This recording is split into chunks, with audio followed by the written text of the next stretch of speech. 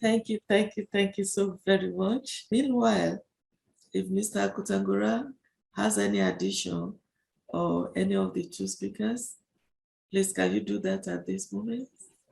Mr. Kutangura? Thank you very much. Yes. Thank you very much. I just want to elucidate on the point Mr. Roland has mentioned as regard to the commodity platform across the state. I was the pioneer director general of Niger State Commodity and Export Promotion Agency. The whole idea of setting the agency is to have a structure that will coordinate and develop these commodities for markets. Now, looking at what is happening at the federal level of Nigerian Commodity Exchange, they need a structure at the state level. Each state needs to have an agency that will coordinate and strategize and make sure that those commodities are there so that the commodity exchange will create the platform to trade and market those commodities. I gave you the example of what happened in Zamfara state. If other states neighboring Zamfara has keyed into the program, it could have been a success. Of course, we could have lived on we will have generated a lot of revenue, both the federal and state government. But today, what is happening? I give you an example. At that time, while I was a DG, with the support of United UNDP, I was able to carry a baseline survey. We study a market called Malaga Market. That commodity market every Saturday, today is Saturday, the volume of transaction from that market is over 2 billion naira every Saturday. And we have a lot of them in Nigeria, in so many communities. But because they are not coordinated, who gets what? Nobody, the government doesn't get revenue. The farmers are being shortchanged. You go to these kind of markets, and this is a market that can have even a trading flow. If you are to invest in just establishing warehouses in those kind of market, commodity market, there will be a lot of revenue. I met a buyer that came to that market with 100 million naira cash. He risked coming to this kind of market with that large chunk of money. And you see 120 million, 30 million, 50 million. And you see buyers across. There are some that come from our neighboring countries to come and buy cows and what have you. Now, if this system is organized, such kind of market is supposed to operate with all the necessary facility, with all the necessary communication gadget, and then they have appointed agent with all the warehouses so that we can continue to be trading, and then there will be an organized and efficient transportation system.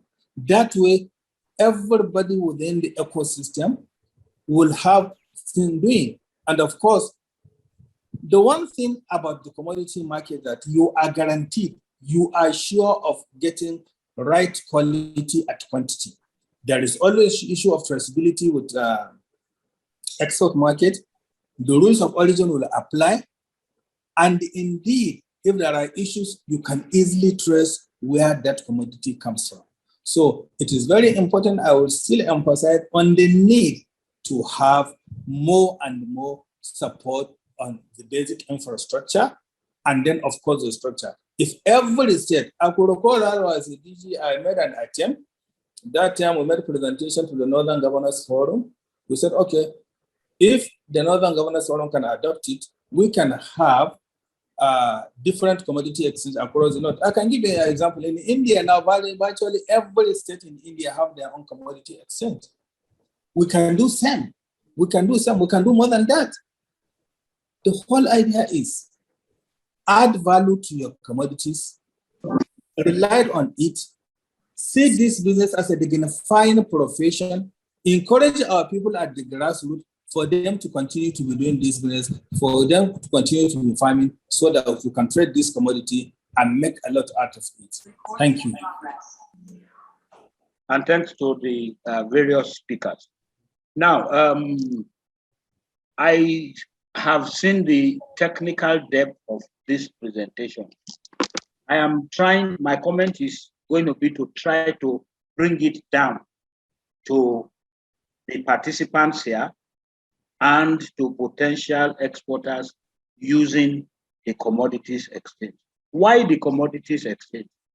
Federal government expended, I believe, huge sums of money to install silos in every state capital in Nigeria.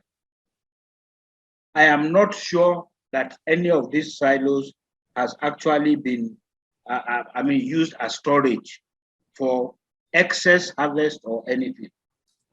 So I would like to know if Mr. Kotangora and his team are in discussion or have it as part of their plan to take over these silos such that, that's the next point I want to bring up now. There is what we call buyer of last resort or buyer of first resort. Mr. Kotangora mentioned guaranteed minimum price, but this also goes hand in hand with the boom bust cycle.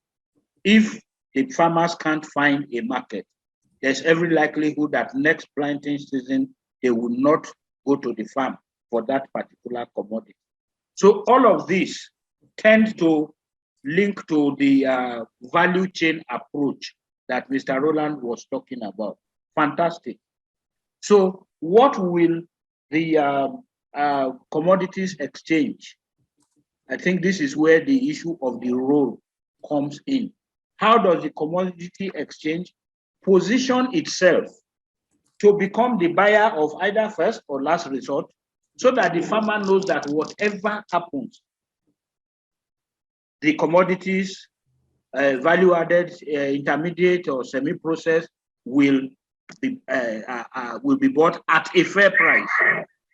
Because again, there's the problem of local buying agents or licensed buying agents, whichever you call them, LBAs, who will make the profit at the expense of the farmer. So on this level also, I think that COMEX has a role to play. And finally, the Nigeria Export Promotion Council's mantra of export for survival is at the beginning, most likely at the drafting stage, where concepts and ideas like the role of the COMEX need actually to be fused into whatever vision Dr. Yakusak and his team have for a non-oil export-driven economy. And I've been wondering, the zero oil plan that the last administration of NEPC presented as the export strategy, I am not too sure that there was any role farmed out for the commodities exchange.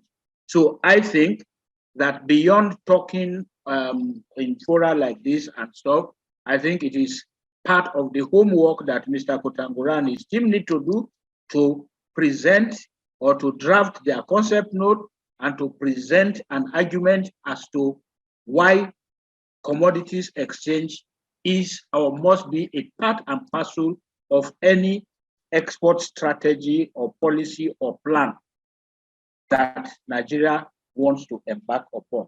I'll stop here for now. Thank you.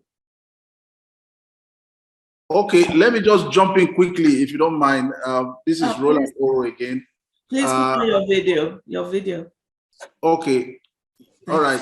So let me just jump in quickly, just to piggyback on the point that Mr. Boyede has raised. Excellent points. So I think, first of all, let's get it very clearly that the commodity exchange does not buy products. They don't buy produce. It's just a platform where buyers and sellers come to do trade, and the dealers and the traders on the trading floor, you know, they follow certain laid down rules and regulations that ensure that quality is enforced, standardization is in place, and both parties, both the buyers and the sellers, they get the value for money. You know, the question that everybody's asking is, okay, why are we not there yet? What are the issues? And the issue clearly is because we have not adopted a value chain approach, that is from production to market approach. That's one.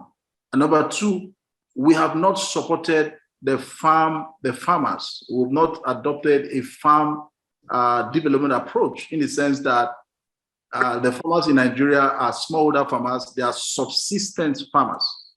What does that mean? They are producing for their own immediate needs. So quality is not an issue for them. It's not a priority for them. and cost efficiency is not there.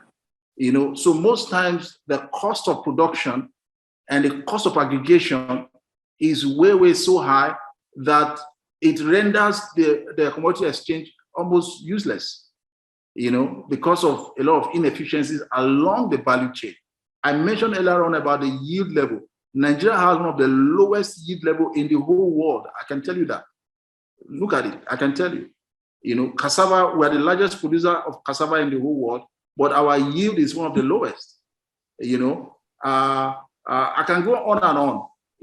If products that will have the potential to be the top 10, but in terms of the yield, some of these productions are just happening, in the wild. They're actually just happening by coincidence. Take shea, for instance. Even though we will have the largest number of shea trees in the world, our yield is low. Our picking, our collections is very low.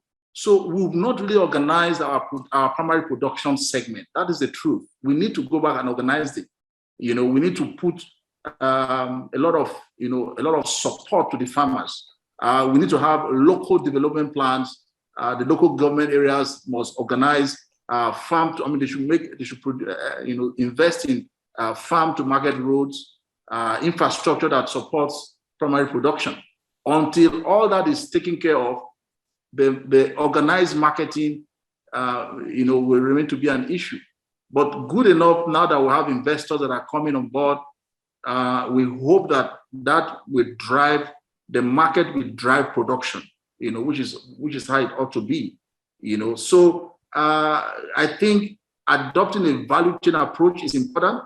So you look at it from end to end, and that is one of the problems that we've had.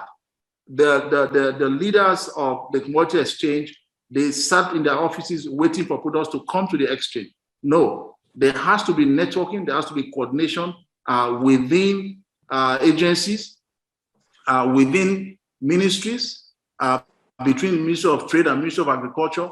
They have to be plans, there have to be coordination, there have to be roadmaps, for how we're going to develop the value chains. And of course, the role of the exchange will play very strongly. So let me stop there for now.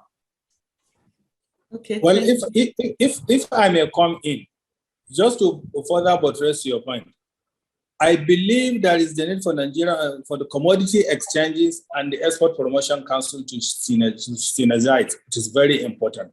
One, the Nigerian Export Promotion Council normally receive requests. They have access to market. They also do market survey, which means they have the market, while the commodity exchange have the commodities. Now, in the regional days, when we have regional government, when we have the 4 regional marketing board, we used to have a Nigerian marketing company, which I believe now is the President of the Nigerian Export Promotion Council. So they work hand in hand, they synergize. So looking at a institution whereby the 2 agencies will synergize. And then number 2, yes, commodity exchange may not be buying, but they also have a program. Sometimes you have some of the investors coming up with a program like the Warehouse Receipt Financing Scheme. The Warehouse Receipt Financing Scheme is essentially for the farmers to farm immediately after harvest.